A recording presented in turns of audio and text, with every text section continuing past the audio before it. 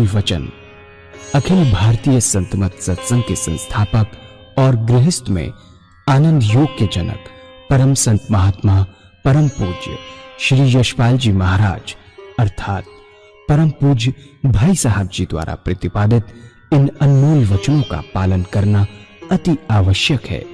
ये वचन हमारी गृहस्थ आध्यात्मिक साधना के लिए मूलभूत सिद्धांत हैं, जो इस प्रकार हैं। हम दुनिया की हर चीज की कीमत आंकते हैं, अपने मानव जीवन की कीमत भी जाने व परमात्मा की प्राप्ति हेतु साधना करें।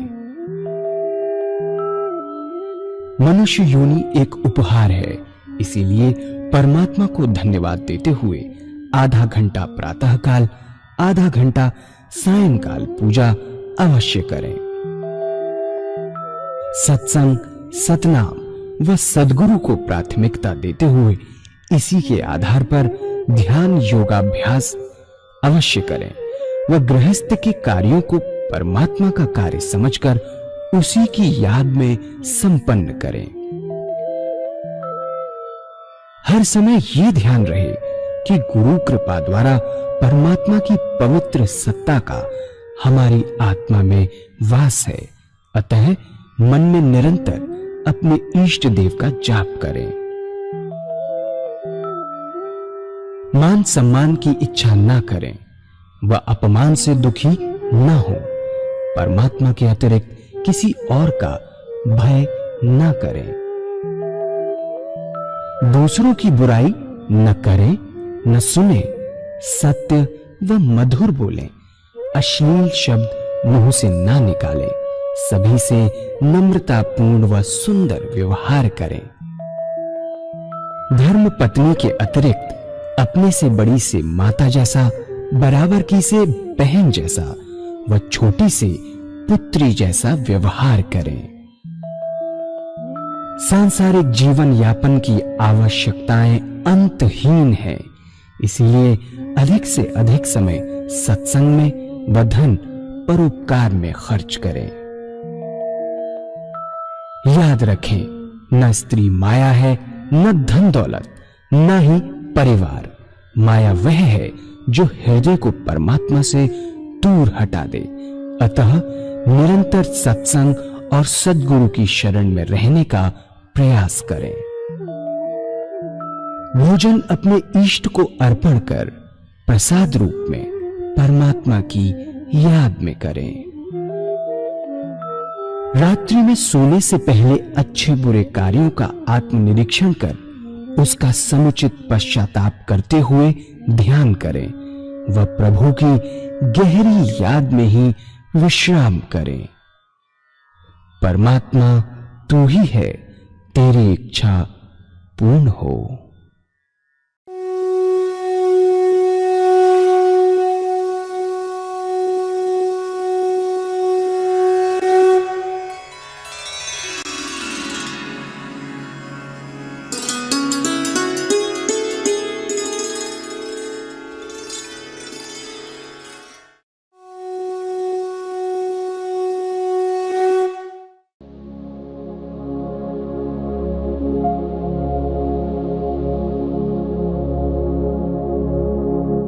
जय सद्गुरुदेव जय पद शरणम श्रेयस्वरूप चरणों शरणम जय सद्गुरु।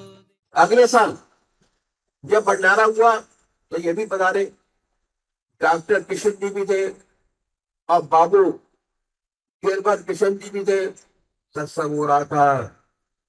जब सत्संग समाप्त हुआ तो आखिरी दास्तान सुनाने लगे कि मैं ऐसे ऐसे डूबते बचा और एक बच्चा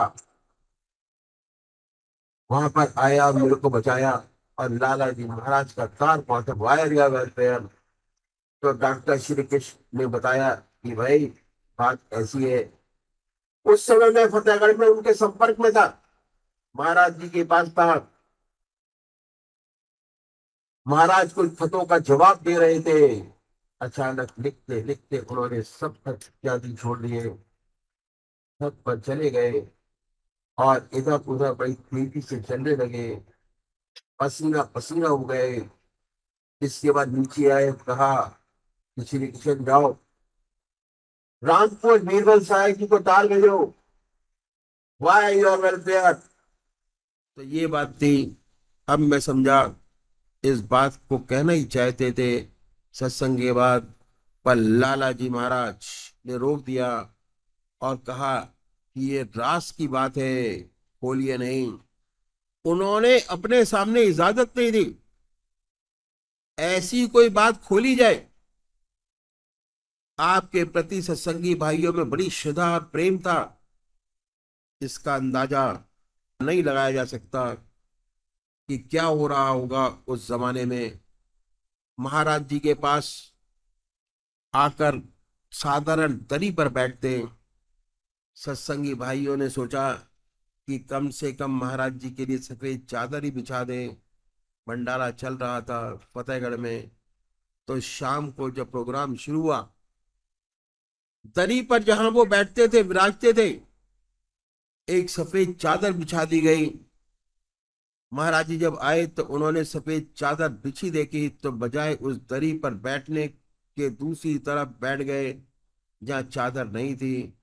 और किसी की भी हिम्मत ये नहीं हुई कि कहे महाराज उस पर विराजे। सारा सत्संग सत्संगी भाइयों के बीच में ही बैठकर होता था। ये तकिया रखना, सफेद चादर रखने का रिवाज बाद में सिलसिले के बुजुर्गों ने किया। ये तो वही जाने, हम तो लकीर के फकीर हैं। महात्मा रामचंद्र जी महाराज ज्ञान गरिमा तो हम समझ के बाहर की बात है। बड़े से बड़ी समस्याएं ऐसे प्रैक्टिकल ढंग से हल करते थे कि हृदय पटल पर हमेशा के लिए अंकित हो जाती थी। उनके जमाने में एक सन्यासी महात्मा स्वामी ब्रह्मानंद जी महाराज हुए। वह उनके पास अपने शिष्यों को भेजते थे।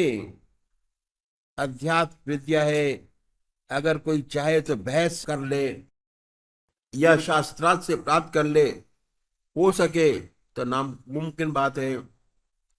हमारी बुद्धि बहुत छोटी है और मोटी है, यह बहुत सूक्ष्म है, इसके लिए मोटी बुद्धि से नहीं जाना जा सकता। हमारी बुद्धि जब शांत हो जाती है तब इसका ज्ञान होता है, इसका अनुभव होता शुरू होना होता है। एक बार स्वामी ब्रह्मानंद जी महाराज के पास 3 सन्यासी आए और ये जानना चाहा कि आत्मा क्या है, परमात्मा क्या है, जीव क्या है, माया क्या है, सृष्टि क्या है। ये सवाल पूछे। स्वामी ब्रह्मानंद जी ने कोशिश की समझाने की, लेकिन जब कोई समझना न चाहे तो क्या करे, कोई चारा नहीं। ऐसी तो चीज है नहीं कि बगैर समझे उनके हलक में उतार दी जाए।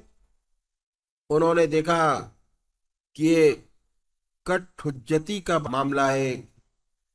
उन्होंने कहा कि भाई ऐसा है, यहाँ एक महात्मा रहते हैं, गृहस्थी हैं, महात्मा रामचंद्र जी महाराज, उनके पास जाओ, वही आपकी समस्या हल कर देंगे। बहुत ऊंचे महात्मा है। वे लोग आए, महात्मा रामचंद्र जी महाराज ने बड़ा सम्मान किया। सन्यासी थे, ऊंचा आसन दिया, दूध से सेवा की। जब सेवा कर चुके, हाथ जोड़कर खड़े की बोले कि आज्ञा दीजिए कि क्या हुक्म है। तो उन्होंने कहा कि स्वामी ब्रह्मानंद जी ने हमें भेजा है और कहा है कि हमारी समस्या का हल यहां मिलेगा। हम प्रश्न लाए हैं कि आत्मा क्या है, परमात्मा क्या है, जीव क्या है, माया क्या है, सृष्टि क्या है। इन्होंने समझाने की कोशिश की, लेकिन जब लोग प्रश्न प्रश्न करने लगे तो महाराज ने विचार किया कि अच्छा, ये समझने नहीं आए, बहस करने आए हैं, और ये सवाल बहस से हल नहीं हो सकता। सन्यासी ने दोबारा फिर वही सवाल दोहराया। तो महात्मा जी ने क्या किया, आसन लगाया और आसन लगाकर ध्यान अवस्थित हो गए। आंख बंद की, कान बंद किया, मुंह बंद किया। आधा घंटे तक ध्यान अवस्थित होकर बैठ गए।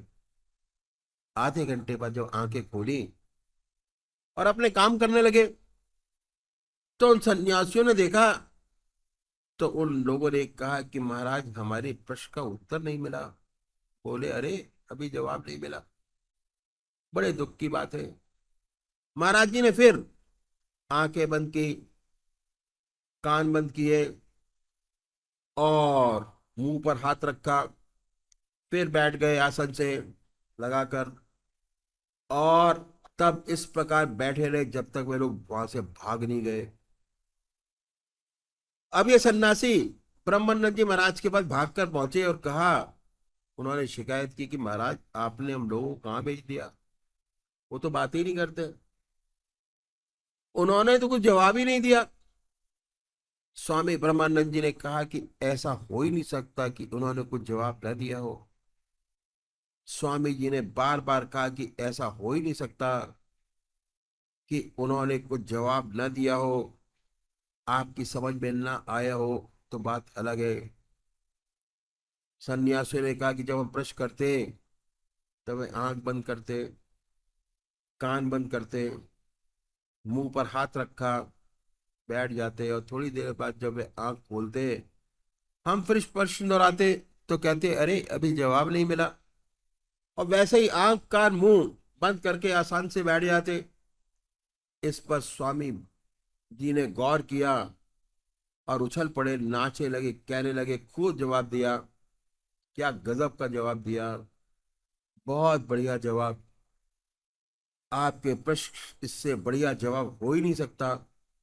अगर जानना चाहते हो कि जीव क्या है, आत्मा क्या है, परमात्मा क्या है, व्हाट इज रियलिटी, तो कान बंद करो, आंख बंद करो, मुंह बंद करो, अब प्रभु का ध्यान करो।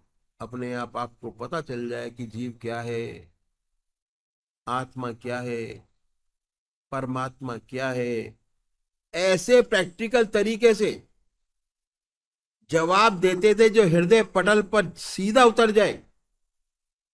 अध्यात्म के बड़े बड़े मसले प्रैक्टिकल ढंग से समझा दिया करते थे महात्मा रामचंद्र जी महाराज। महात्मा रघुबर दयाल जी महाराज चच्चा जी के नाम से विख्यात थे, उनके छोटे भाई थे। अपने बड़े भाई का बड़ा अदब करते, बड़ी इज्जत करते, लेकिन वे प्रेम की मूर्त थे। जब लाला जी महाराज के यहाँ कोई सत्संगी भाई उठकर यहाँ आता तो कहते रहमान के घर से निकला और शैतान के चंगुल में फंसा,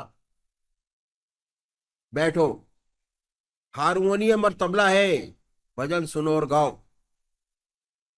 लोग वह बैठ जाते, भजन में मस्त है, भजन हो रहा है, तबला बज रहा है, भक्तों की मजलिस लगी है, सब मस्त हैं अपने में।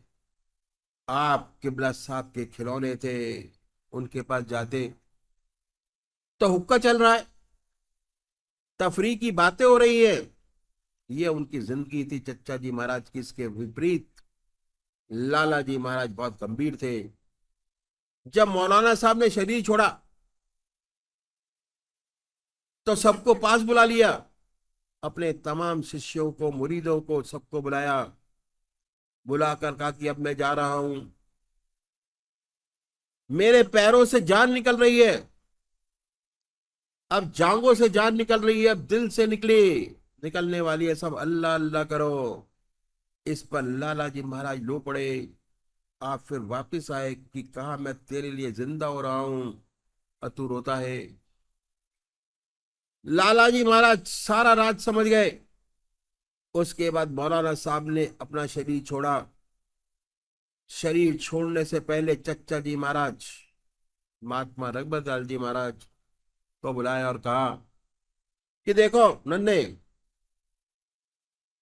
तुम तो मेरे खिलौने थे, अब हम जा रहे हैं, देखना अपने भाई के अदब में कोई कमी ना आने पाए। अब तुम्हें अदब निभाना है, कोई कमी ना आने पाए। अगर अगर ऐसा तुम निभाओगे तो अल्लाह तुमसे खुश होगा, कह गए। और महात्मा रघुबर दयाल जी महाराज ने ऐसा अदब निभाया कि कोई क्या निभा पाएगा। बड़े भाई का इतना अदब, कहा करते थे भाई, हकीम के अगाड़ी और घोड़े के पिछाड़ी कभी नहीं पड़ना चाहिए। कभी लाला जी महाराज के सामने नहीं पड़ते, चुपके चुपके दूर दूर रहते। कभी लाला जी महाराज उन्हें आवाज लगा दी कि नन्हे, प्राण सूख जाते, घबरा जाते कि क्या गलती हो गई। दौड़ते भागते, कमीज का एक बटन नीचे और एक ऊपर, धोती की लांग खुली है तो खुली है, चले आ रहे हैं। आपकी शादी के लिए लड़की वाले जब आए, अब बातचीत हो गई, तो उन लोगों ने कहा कि साहब जरा लड़का देख ले। लाला जी ने कहा कि ना देखो तो अच्छा है, क्या देखोगे। लड़की वालों ने कहा कि नहीं साहब जरा देख ले, लेते तो अच्छा था। आपने आवाज लगाई नन्हे। अब चच्चा जी महाराज चले आ रहे हैं, कमीज के बटन उल्टे सीधे लगे हैं, धोती की लांग खुली है। लाला जी महाराज ने कहा कि देख लो। ऐसा उन्होंने अदब निभाया। चच्चा जी महाराज ने कितना अदब निभाया, कितना दृढ़ विश्वास था उनमें। वैसे सच्चा विश्वास अनुभव से होता है, अंधविश्वास नहीं है। एक बार का जिक्र है, लाला जी महाराज ने उन्हें किसी काम से रिश्तेदारी में भेज दिया। ये उस काम से गए और काम करके वापस लौटे। गर्मी का मौसम था, धूप तेज थी, लू चल रही थी।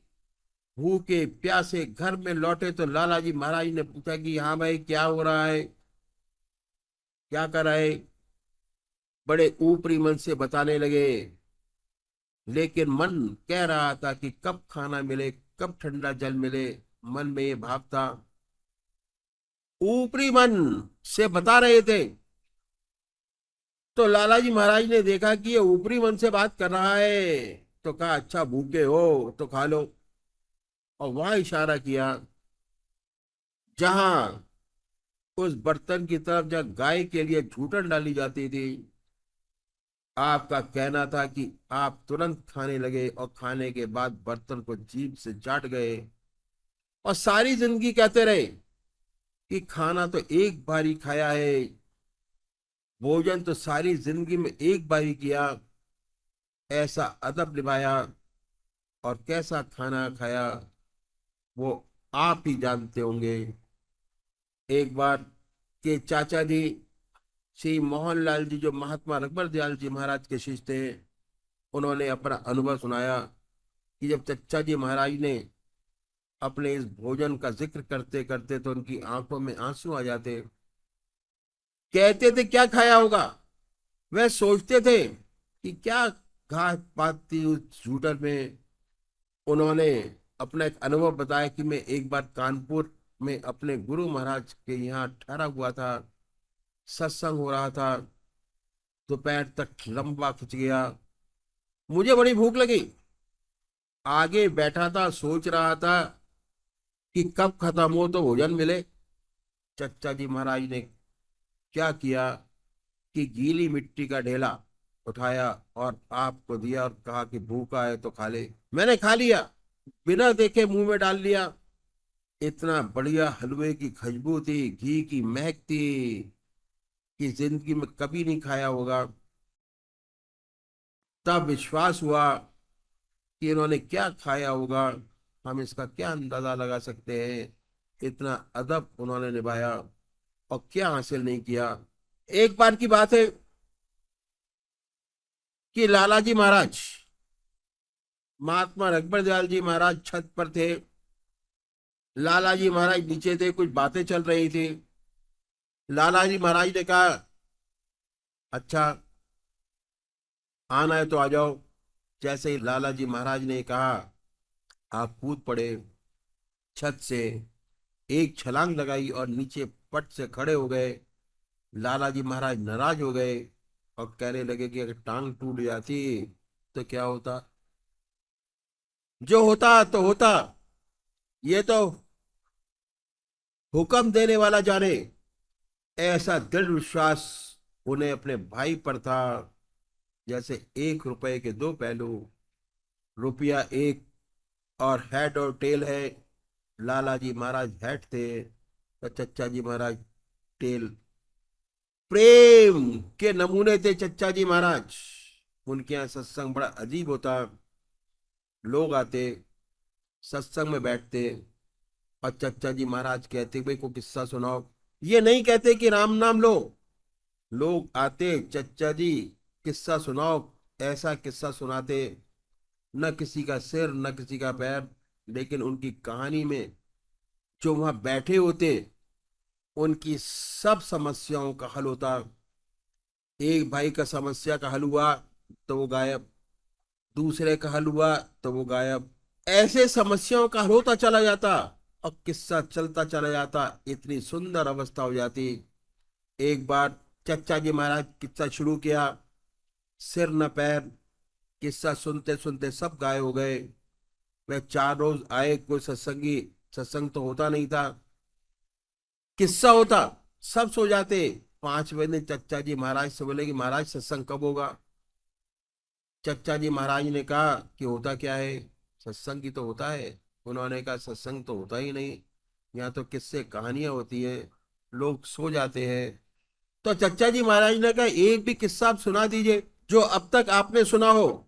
उनके दिमाग पर ऐसा बड़ा जोर दिया, लेकिन एक भी शब्द रिपीट नहीं कर पाए। चच्चा जी महाराज का ऐसे सत्संग होता और बड़ा सुंदर तरीके से सारे काम होते। ये थी चच्चा जी महाराज और लाला जी महाराज की जिंदगी।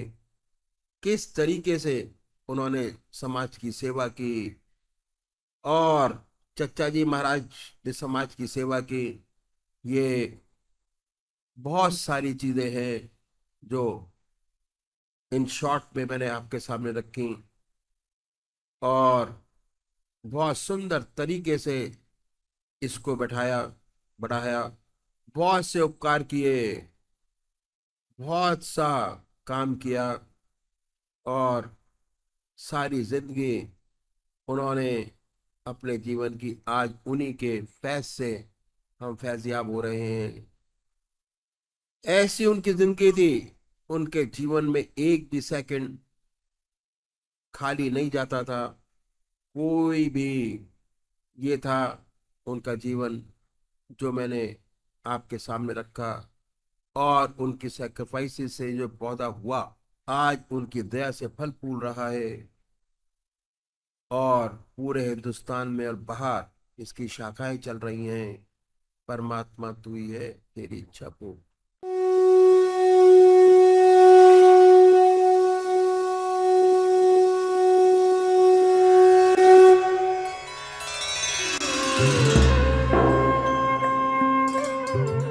ध्यान योग के कार्यक्रम आनंद योग से निशुल्क जुड़ने के लिए संपर्क करें 9810239677।